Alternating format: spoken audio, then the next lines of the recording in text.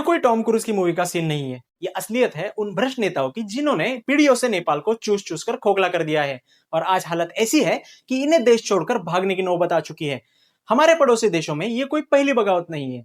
कल श्रीलंका, बांग्लादेश, म्यांमार था और आज नेपाल है। कल कौन सा देश होगा किसी को नहीं पता।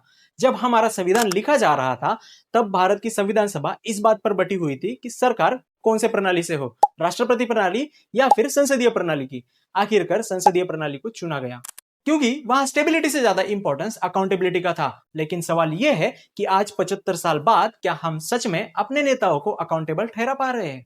हम इतने पाखंडी हो चुके हैं कि बीजेपी से सवाल करो तो पप्पू के चमचे कहलाते हैं और कांग्रेस से सवाल करो तो भक्त कहलाते हैं। क्यों क्यों हम उन नेताओं से सवाल नहीं कर सकते जिन्हें हमने खुद चुनकर दिया है?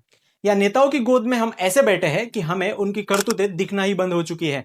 नेपाल का विद्रोह केवल सोशल मीडिया बैन के खिलाफ नहीं है, ये वर्षों से सड़ रहे भ्रष्टाचार, बेरोजगारी और सामाजिक असमानता के खिलाफ है। इसलिए वहां हर पार्टी का नेता जनता के गुस्से का निशाना बन रहा है।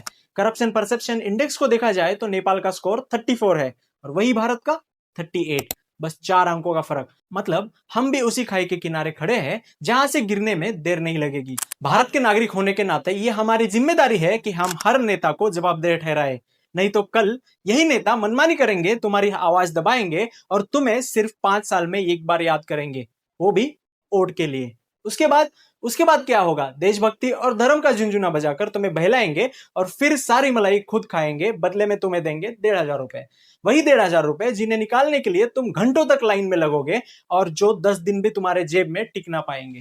नेपाल जाग चुका है, तुम कब जागोगे? क्रांति नहीं चाहिए, बस इतना करो कि अपने नेताओं को सवाल करो, उन्हें जवाबदेह बनाओ। वोट हमेशा उम्मीदवार देखकर दो, उसका धर्म, जाति या फिर पार्टी देखकर नहीं। धन्यवाद।